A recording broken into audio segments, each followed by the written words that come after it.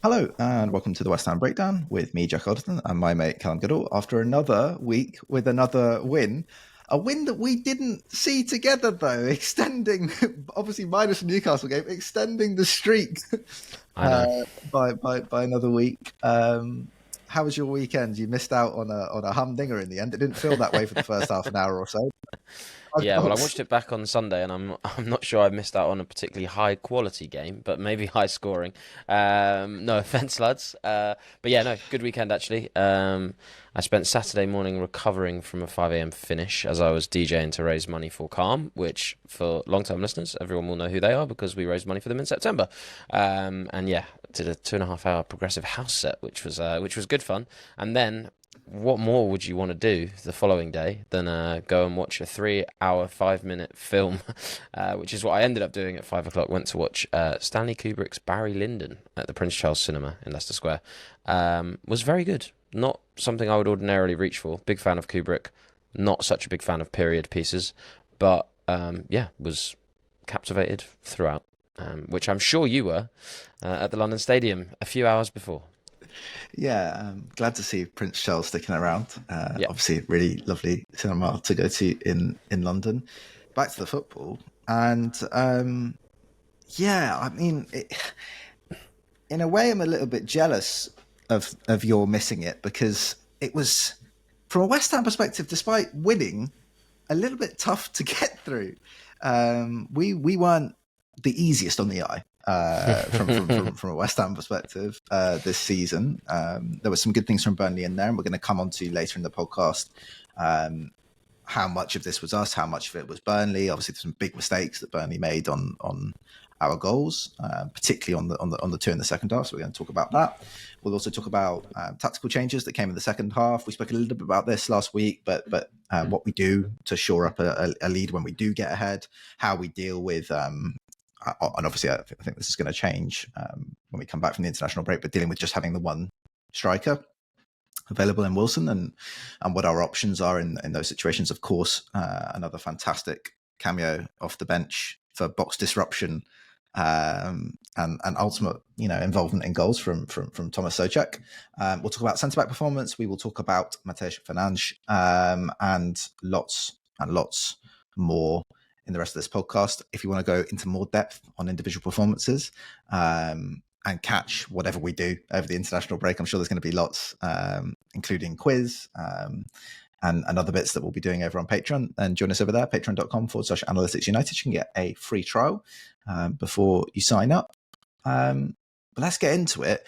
I think we should start by saying at the end of a pod, I think it was 2 weeks ago, we were looking at 4 points from 9 games, and I ran a bit of a data comparison, historical data comparison, just to see how other teams had done in that sort of situation beforehand. The numbers looked really bleak, and when we spoke about them, I said 33.3%, so a third of teams had stayed up in that position beforehand. And that was, over the last 10 years, teams that have been on 4 points or fewer at that stage, 9 game weeks into the season.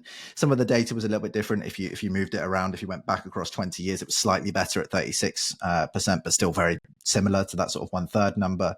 And then if you went with just exactly 4 points, forgetting fewer, weirdly enough, the numbers looked worse.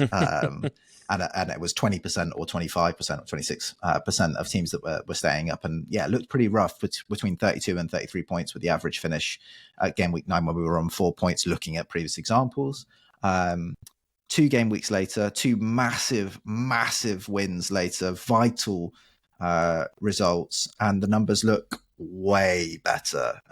So on less than 10 or equal to 10, at game week 11, looking at the historical data again, you've got around about half the teams staying up, 50% over the course of the last 20 years, slightly less more recently at 47% over the last 10 years. And I think that's probably to do with the gap that's built between the top and the bottom of the table. So there's a little bit less movement now, especially when you're looking at seasons, way back when, sort of mid 2000s. You see more often teams that maybe start the season. There are a couple of seasons from Everton around about that point, Everton under Moyes, where they start with like very few points, 7 or 8 points, and end up finishing 8th or 9th at the end of the season. Spurs did it a couple of times as well. Back then, we don't really see that too much anymore in the Premier. If you start poorly, you're probably going to be down at the bottom come the end of the season as well. There's not quite so much movement as the season continues. And even better for all teams on 10 points, so not looking at 10 points or fewer, just 10 points. Across the last 10 years, that's 55% of the teams that have stayed up. And across the last 20 years, 76% of the teams have stayed up. So really, really big difference from where we were just a couple of weeks ago. Average that out, it's about a 28% increase on our likelihood of staying up just with those two results, which is fantastic, isn't it?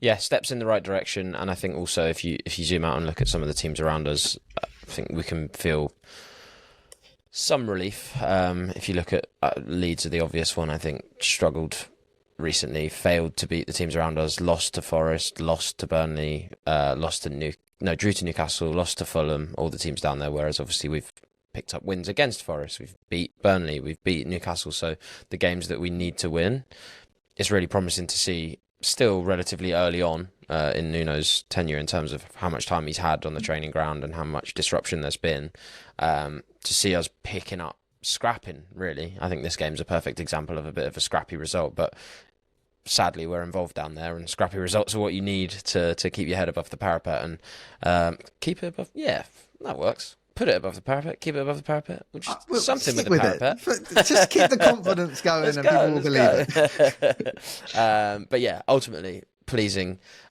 3 points. We will come on to discuss whether it qualifies as a pleasing performance and whether it qualifies as a sustainable performance. I think all of that will be covered later in the pod. But yeah, at face value, you cannot sniff at 3 points at home against fellow relegation candidates, and we take them. We keep it stepping. We move on to the next one. Yeah, it very much feels like that. I think, the complaint is going behind in the way that we did again. The positive is the way that we reacted again. So these are good things in terms of what we can improve, basically, because we're showing massive progress, right? Like literally a month or two ago, we were saying that when we went behind, we would just capitulate and the team would fall apart and lose their heads. Whereas now there seems to be that belief that is required to actually turn things around. Whereas if we were still as feeble as we were sort of under Potter, that's a strong thing to say, but frankly, it's true. That would not be okay, because we'd be heading further and further and further down the table. Yeah, I think the positive obviously is the improvement in the reaction. That's the biggest one. But then there's also a sort of a positive that you can screw out of a negative, in the sense that if we're doing this when going behind, what can we do if we actually manage the start of games a little bit better and come out stronger at the start to be able to be in a better position, rather than having to react like this every single week. We talked a lot about midfield last week, and I think we kind of have to loop back around and do it again from a slightly new angle this week. I think that midfield unit was very good again, played really well together and helped us massively. And I think the big difference that you see in this game is that even when we're not very good, whereas previously I think when we've not been good, we've lost every single time, with this midfield, I don't think we played very well as a team, but we still found a way to get a result. And I think the platform that we get off those three guys together in the last 2 weeks has been really vital in enabling us to do that.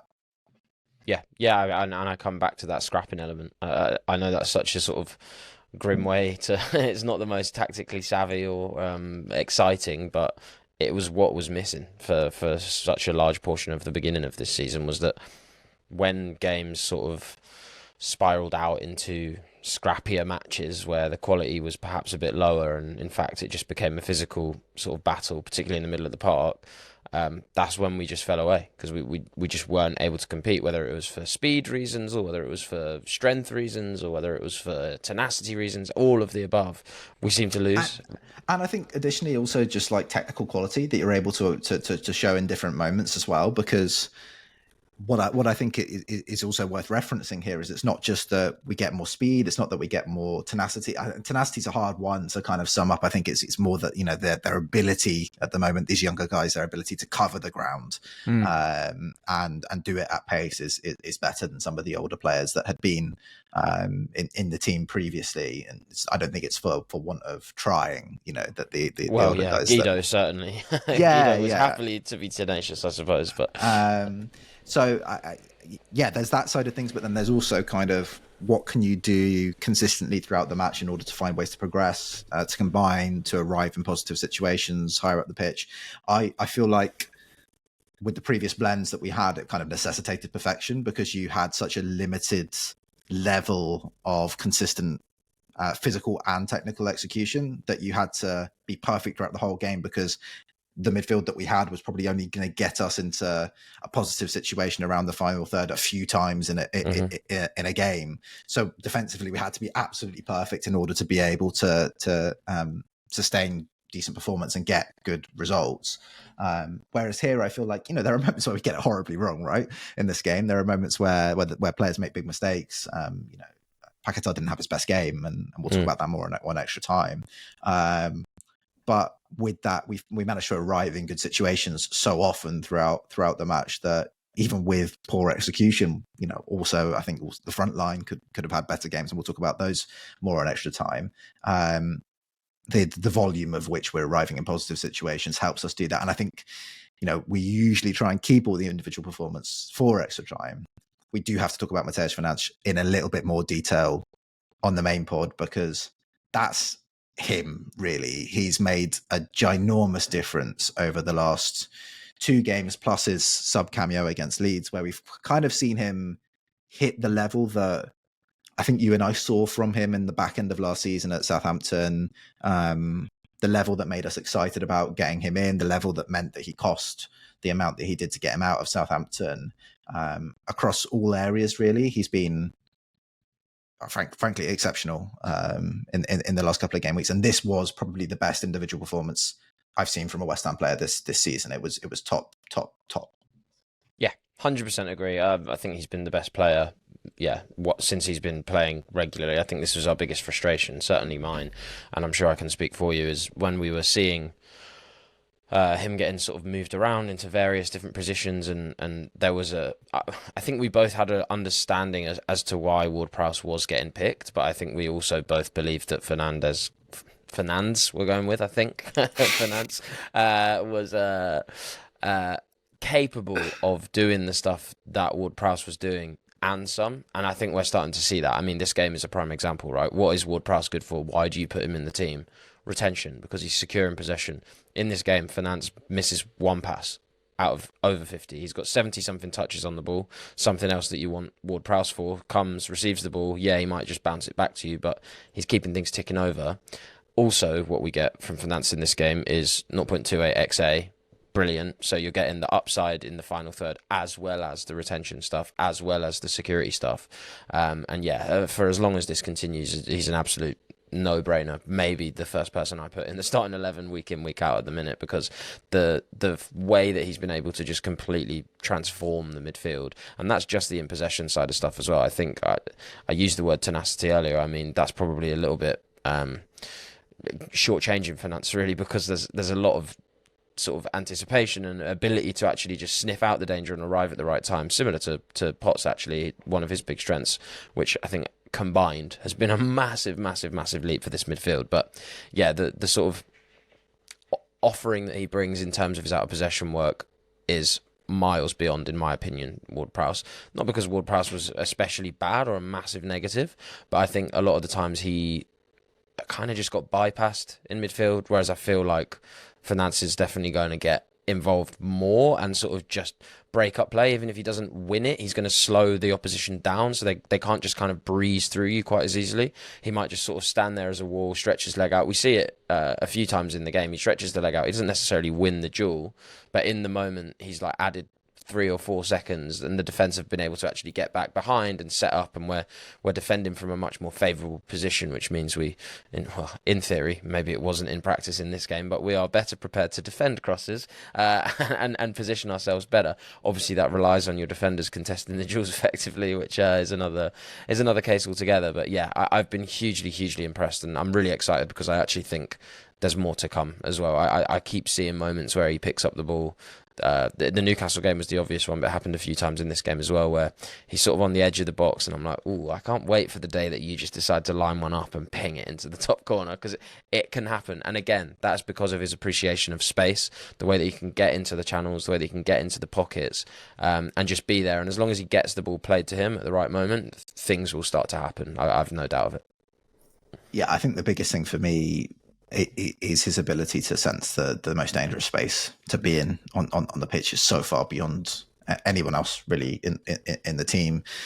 He just seems ahead of most of the players on our team and most of the players on the opposition side of things as well. Really good movement. I love that he's not kind of glued to any one space. I love the flexibility that he's been given at the moment in the current structure. We see some really great runs from him in the first half where, he's playing on the right side of the midfield three and he's picking up the ball in left 10 or left wing spaces. We see really good understanding of like moments where he's driving horizontally across the middle of the pitch, exchanging with Paquetá, and then picking the ball up the other side to be able to carry forward. He's just got a real full range of abilities for a number 8, and I think it's easily forgotten how young he is because we spent a lot of money on him. We'll talk about Freddie Potts, and there's a lot of positive things to say about Freddie Potts on ET.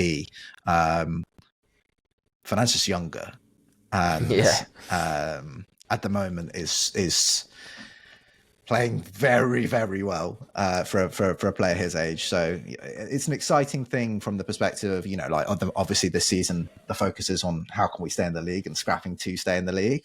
If we do manage to stay in the league, between him and Freddie and Sangutu and Callum Marshall and George Earthy, if he can make the step up on Ollie Scholes and Diouf, and Luis Guilherme. We're actually looking at an exciting young squad. Crescencio Somerville. This is what I mean. It's like when we spoke about having to do it over multiple windows and how it would be difficult, it wouldn't be a smooth thing. I think now when you play these guys and they start to come into the team and play more regularly, you start to very slowly see the benefit of the ones we got right.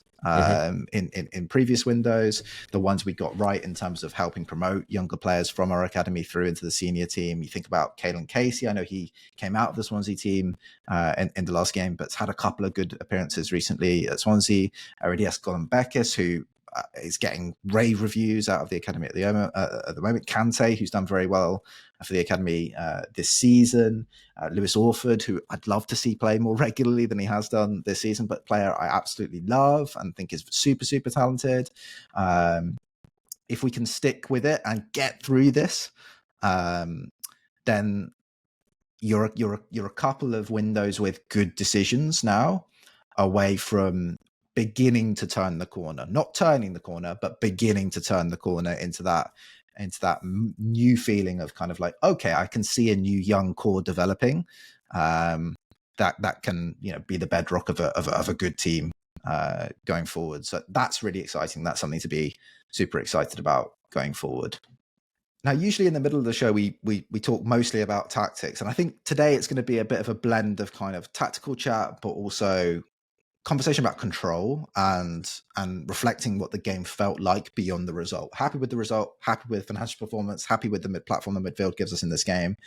Not happy with, and I have to say this at the top of this discussion, the complete lack of control we had over so much of the match. I thought Burnley were really good. I thought Burnley played really well.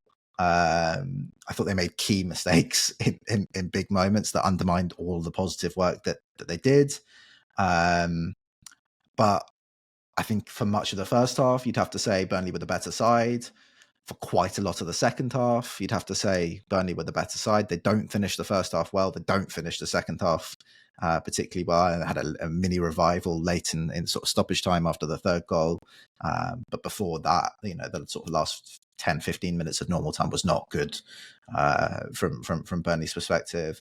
I don't know what that's about from the Burnley side of things, whether that's about sustaining as a team and things just begin to fray after a certain amount of time, whether it's being, as Parker's described them, a young team that's working on their sort of decision making and has to improve from a decision making perspective. There are different things obviously at play there, and I think one of them, which we can talk about maybe if we get enough time, is to do with actually the decisions that Parker makes in this game in terms of his usage of his bench. But from our perspective, I don't think we can feel too great about a home game against the team that has shown probably the weakest data this season in the division, and not really feeling like we have much control of the game at all, and feeling pretty much second best for quite a lot of it. It's a different thing if you're physically in control of the match and your centre-backs are winning all of their duels and your strikers giving you a platform to get forward. But when that's not the case, it's quite tough to see how we repeat the feats we do here to get the result that we end up with. Yeah, I think that's it. And you touched on the point that I wanted to make, because I think some fans, and not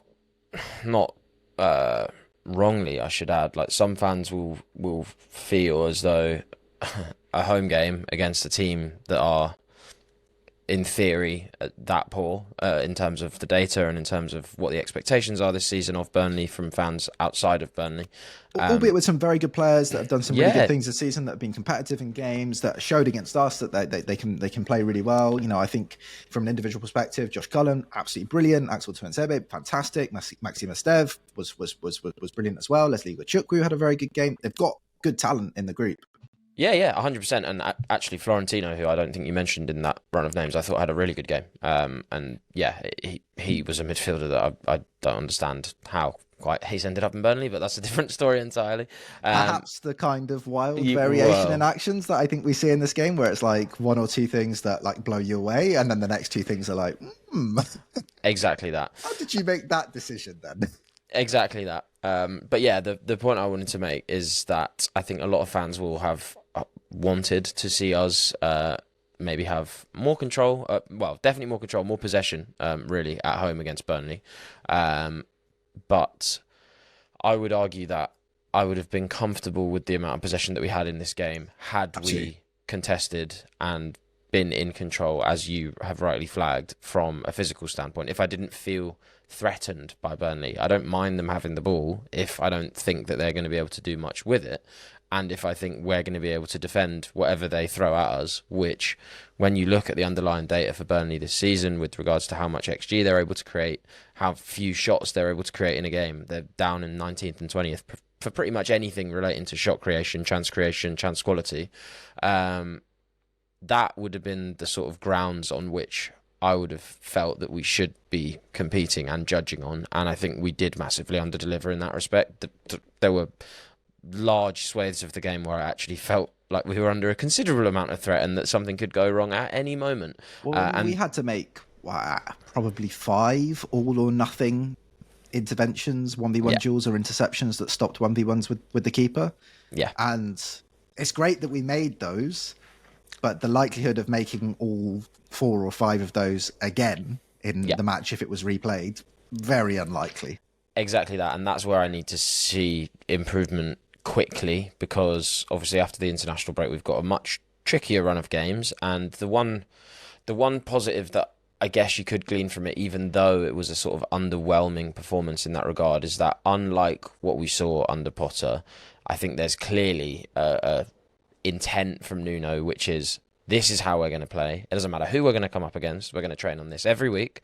And whatever the opposition are, we're going to do it. And it's going to be our plan A. And plan B is to do plan A better. And I respect that to some extent, because it's not chopping and changing every week. The players are going to be less confused. It's a system that, in theory, maximises a lot of the strengths of the players, as we've seen already. The midfield looks so much better.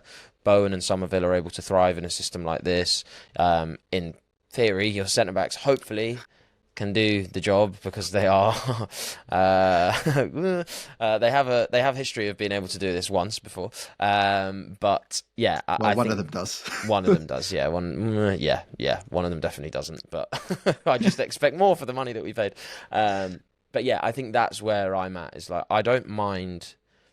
I'm not asked really, which is a big thing from me as well, because I am very much a sort of I want football to be entertainment and I want it to be nice to look at and like possession based and all that sort of stuff. I'm happy to sit on all that for now and accept that this is the position we're in, and I don't mind us just having one plan A and getting good at it. But obviously, if we don't improve in one very, very, very key aspect of the game, then the sustainability of plan A is not particularly sustainable, because you're riding your luck every game. You're kind of rolling the dice on whether you're going to be able to deliver or not, and that was the one thing that we were able to sort of rest our hat on when Moyes was at his best at West Ham, was that the foundation on which the whole system started, which is different but not massively dissimilar to what we see with Nuno in terms of what their principles are, was that Zuma or Ogbonna or Sifal or anyone in that back line was going to be able to just at least contest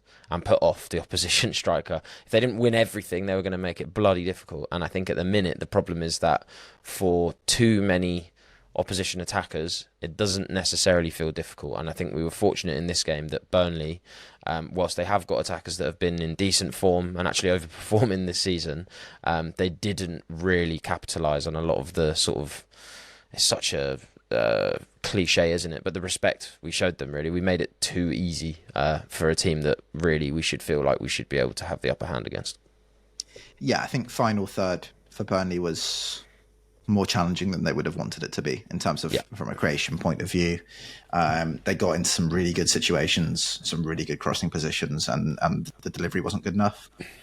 You look back at the Newcastle game, you say the same thing. Newcastle got into some good positions and the delivery was really poor. When you know the weaknesses that we have and we show for Burnley's first goal in the game at centre-back, it's all about the delivery from an opposition point of view. And if you can be more consistent in the way that you deliver quality to the box, your striker will get something. I thought Zian Fleming was brilliant. Yeah, agreed. Up front, I thought he contested really well. Hold up was so brilliant. Good. Movement was good. Good header as well across the face of goal. Fantastic header. A little bit of misfortune later in the game. I think Anthony hangs one up and he goes for the header, and it's a well generated chance. It's sort of behind him. He heads it over. If he leaves that, I think Chowner comes onto it on the volley, and it's quite a big opportunity. It's interesting, isn't it? Because a couple of things I want to speak about. You've talked at length about centre backs and physically contesting and how important that is. Mm-hmm. And we've spoken about that a lot on the podcast this season. I think people know that that's an issue for the team. People know that that's a frustration that we have with the team. People know, everyone knows, the players know, everyone around West Ham knows. That Nuno certainly knows. I saw his little head shake. that we need to improve on massively. There are other things that I think that are interesting in this game. And for me, there's this subplot that runs throughout the game, which is kind of a story of when to risk and when not to risk. Mm-hmm. And that's a really important part of having control in any way, whether you're a possession-based team or not or whatever, right? You need to have a good understanding of when to try and create something, when the moment is right to try and play that final ball, and when it's not right, and when it's the right moment to try and break a line centrally, and when it's not the right moment, when it's the right moment to have a shot, when it's not the right moment to have a shot.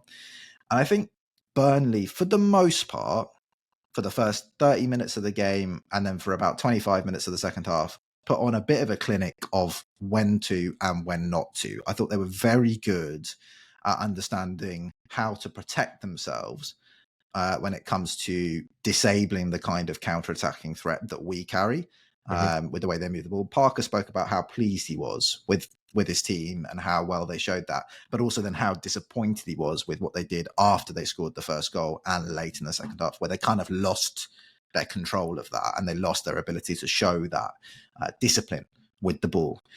Us, we're not showing that discipline with the ball, and this became a kind of a running theme sometimes of games against teams we were expected to be when things weren't going well under David Moyes, where the team kind of played stable in possession football like it was a counter-attack. And you had games also against teams we weren't expected to beat, where we were almost too like that. You know, I can really remember Pablo Fornals having some games. It often felt like it happened a lot kind of away at Liverpool, where it was just like every touch was instantly like, forward. Let me just whack it forward as far forward as I can every time.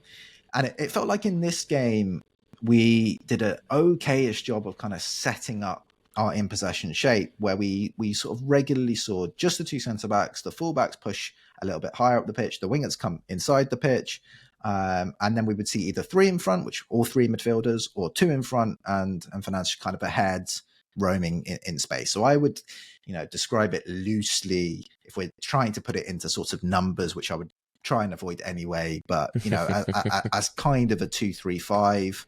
Yep. That sometimes was a bit more of a sort of 2-2-6, appreciating that the fullbacks can drop out and help in build up, so it can be quite easily become a sort of 4-2-4, and also appreciating that Fernandes has the freedom, I think, to either be on that first line in the midfield, or to be between the lines, or to be right up high with the wingers and the striker.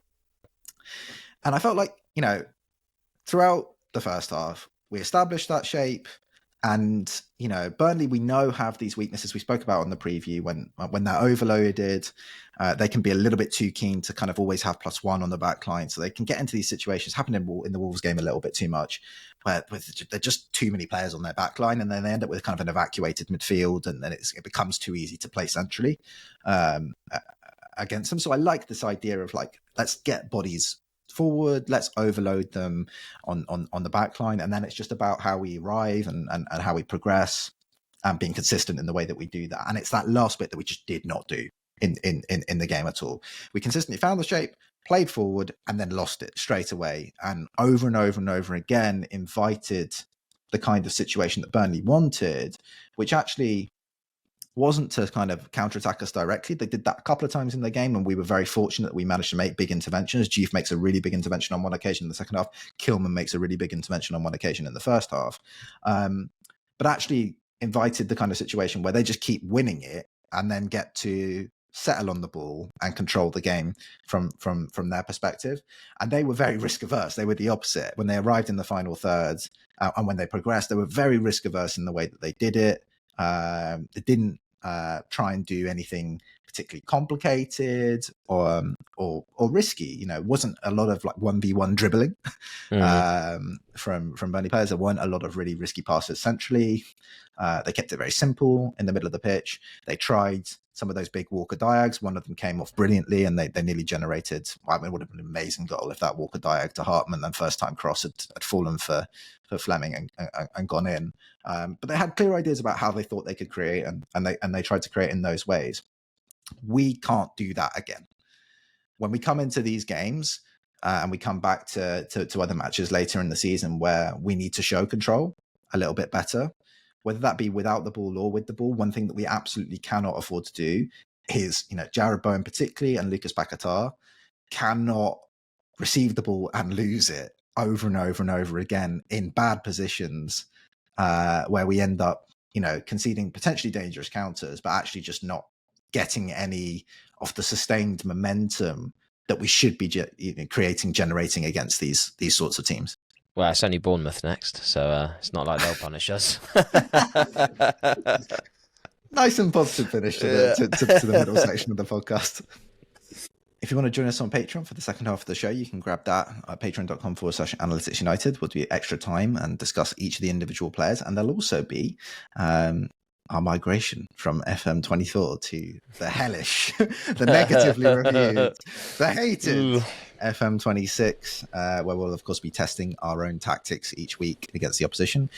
In some ways, FM26 is very bad, but purely for the express purpose of experimenting with tactics Yeah, we come up with on the preview podcast with the in possession and the out possession update. It's kind of great. It's kind of perfect for what we want to do.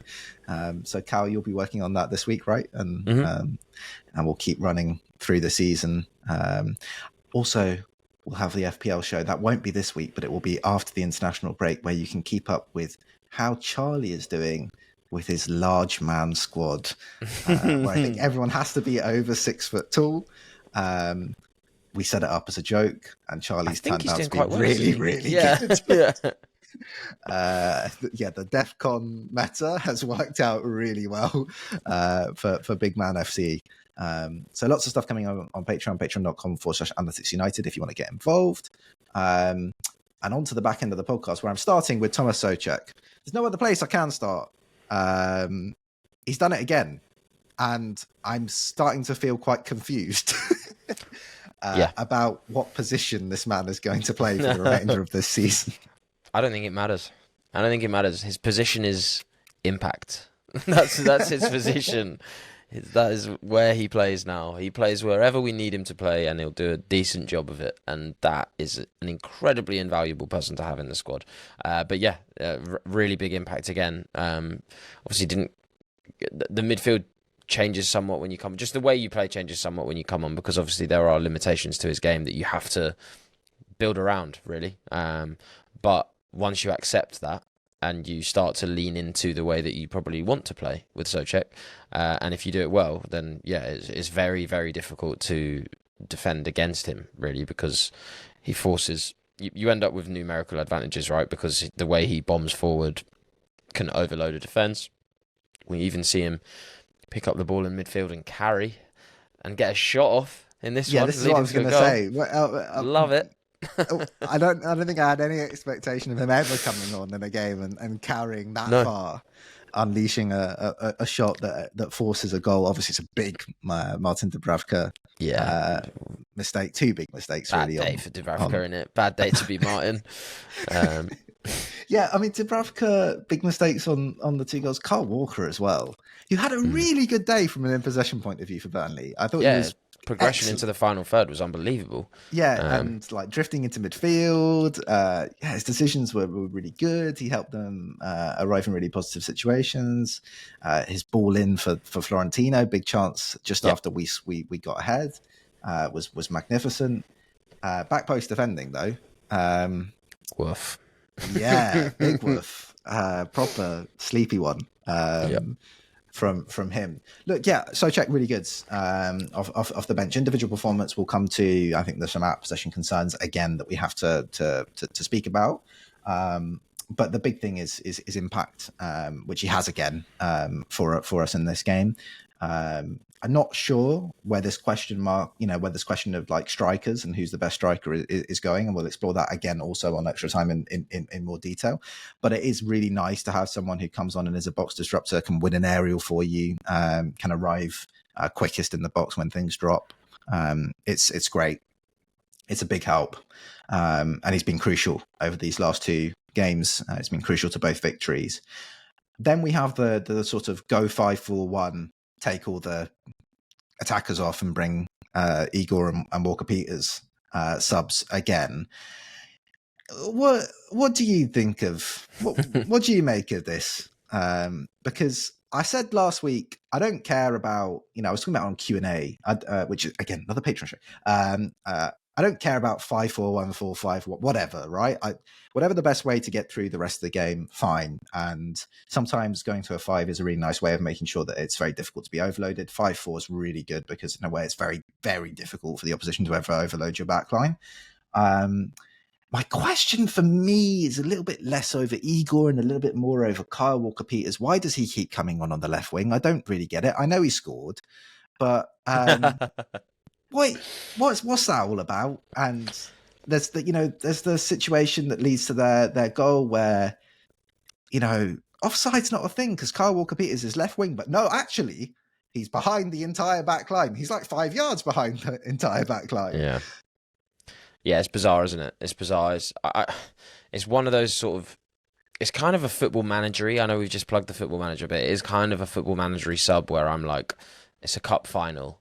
I'm minutes away from getting the result. I'm just putting on lads that can tackle, in theory, in positions further up the pitch. And the hope is that maybe just because I've got someone that can defend slightly further up the pitch, then they will intervene further up the pitch and we will keep the ball away from my goal. But actually, in reality, what happens is you've got a player who naturally is inclined to drop into those sorts of positions that he spent his whole career playing in, which is closer to his own goal. And he is going to drift because he has basically zero track record of playing as a winger. So what more do you expect, really? In high pressure moments like that, he is going to sort of resort to the default, which I can't really.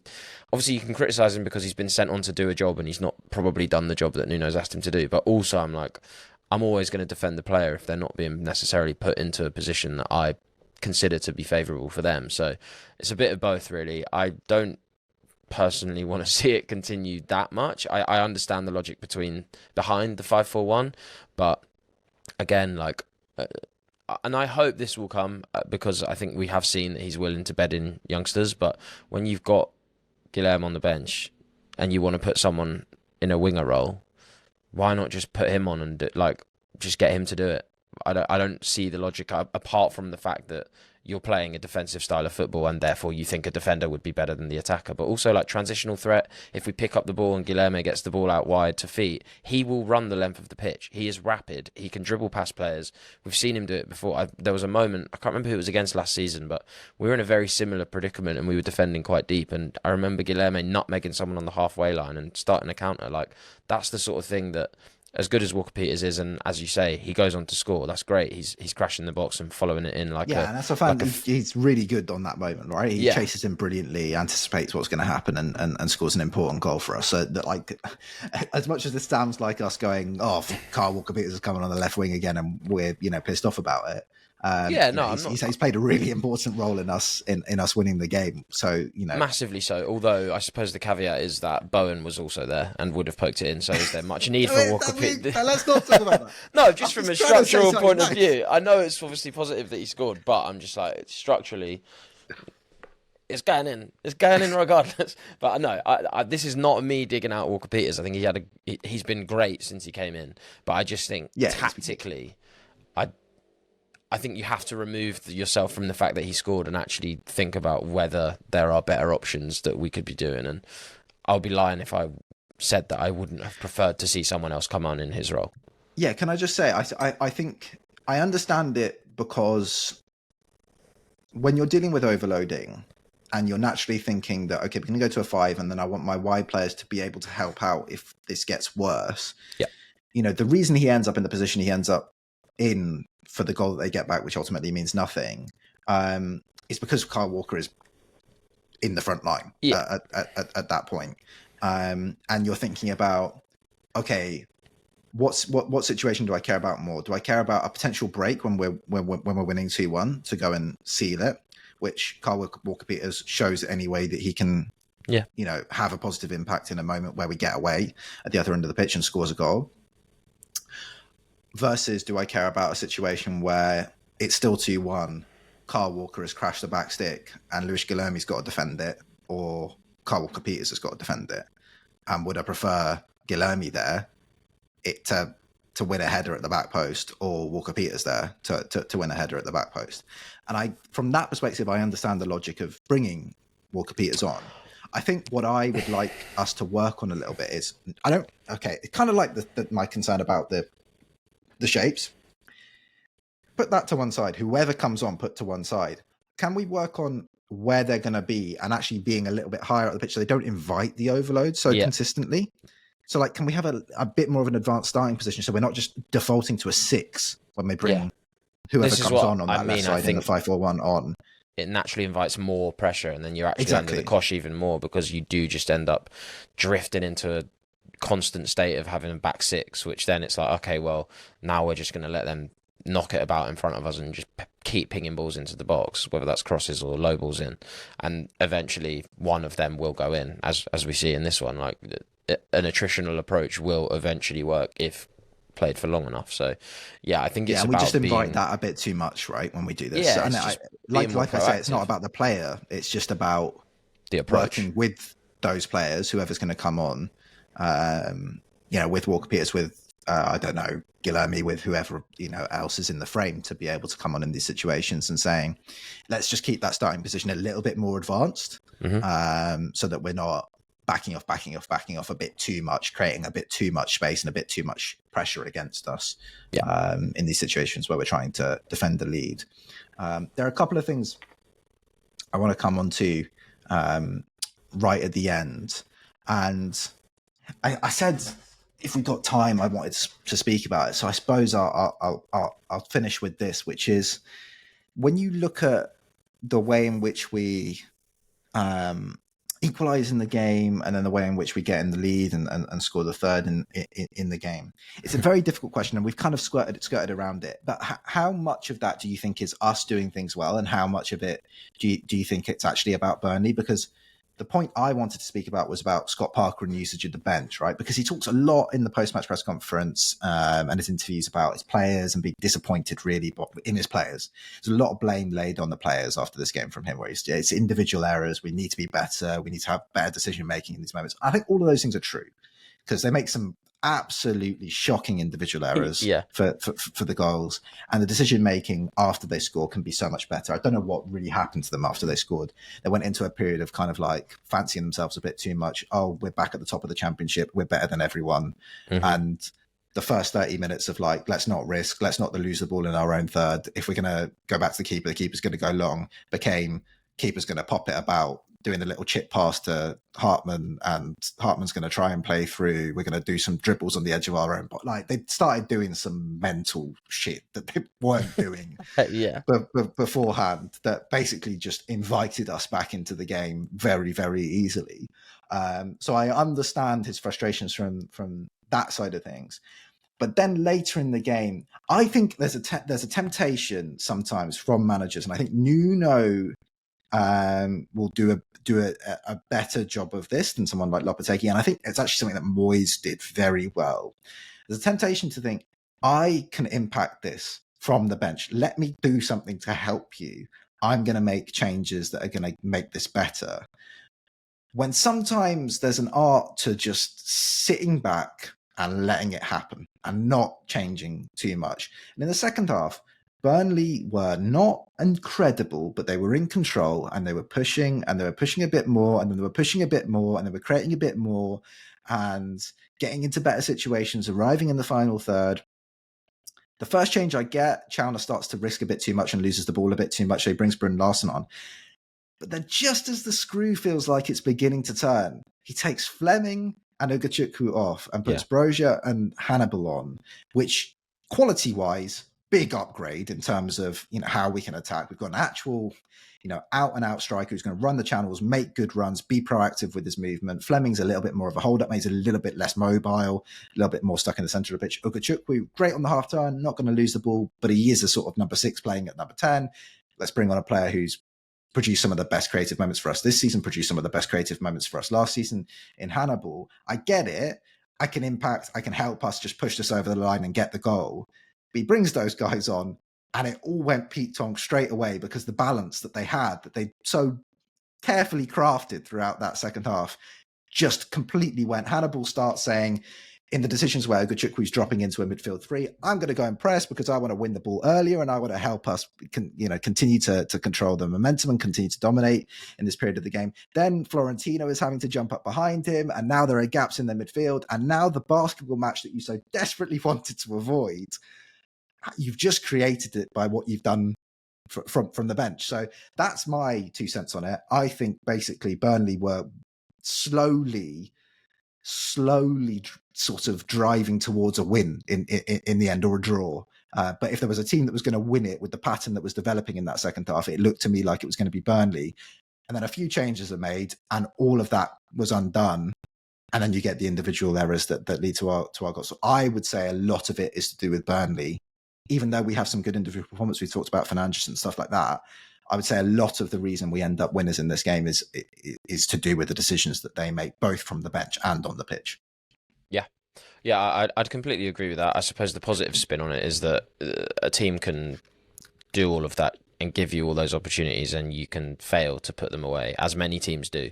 And the positive is that we stuck in a game that we went behind in. We managed to stick in it for enough of the game, and when the circumstances turned in our favour, all of a sudden we were able to capitalise on that, get 2 goals out of it from transitional moments where we were able to follow in or punish mistakes, and that is promising because those moments will happen, and those are the conditions that we know that Nuno wants to happen, because that's how his system best functions, is when teams do sort of open up the game a bit, ill-advisedly so in Burnley's case.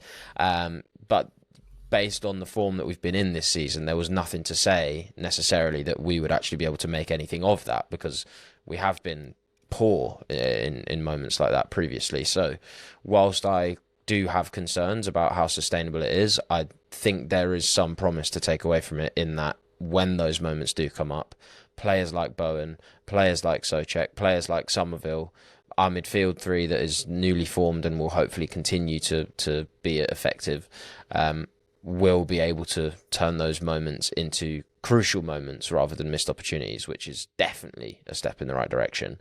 But I do agree, I think against superior opposition, or at least better opposition than Burnley, those moments will be fewer and further between, which raises questions about, particularly with the issues at the back that we've discussed, how much of the match are you going to be the team in the ascendancy, and how much of the match are you going to be the team that are on the back foot waiting for those sparing moments?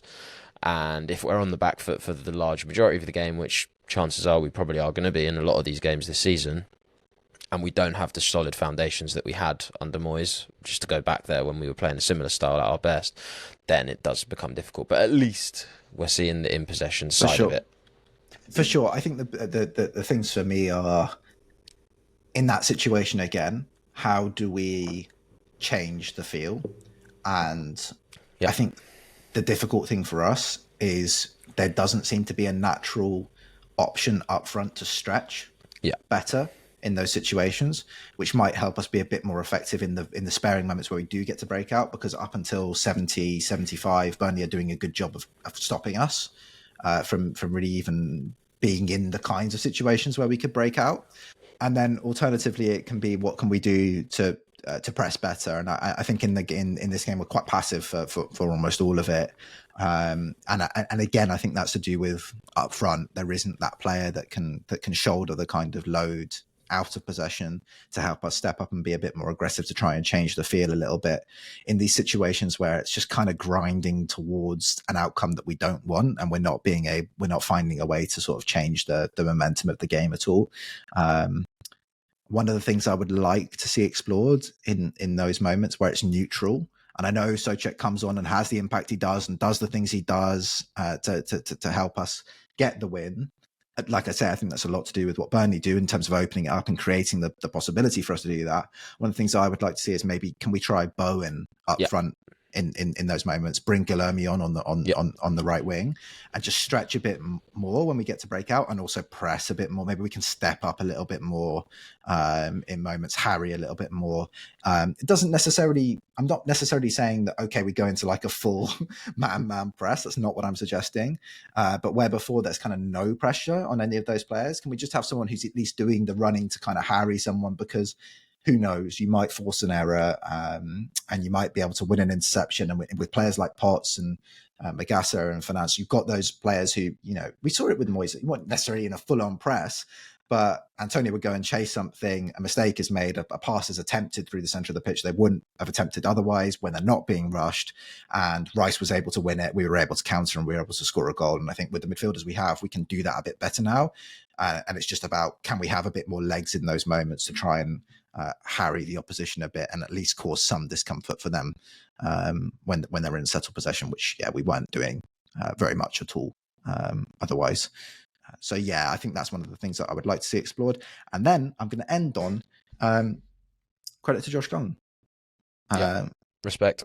Pushed to try and get into the West Ham team, left and has made his way back to the Premier League, and was bloody mustard. I thought he was fantastic for Burnley. Got his goal. Superb performance on the second balls, helped progress, biting the tackle, yeah, I thought it was really, really good performance. Credit to him.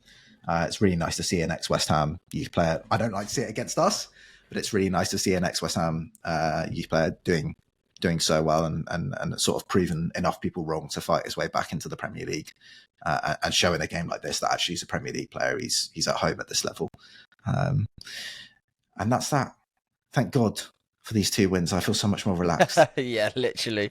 I can actually relax, rest in the international break rather than chew all my fingernails off and desperately try and find centre-backs and strikers that we can buy in January, which we'll still do. We'll still do, but we're still doing it. Of course, we're still doing it. Join us over on Extra Time, patreon.com/Analytics United. We'd love to see you there. And if not, we'll see you in a couple of weeks.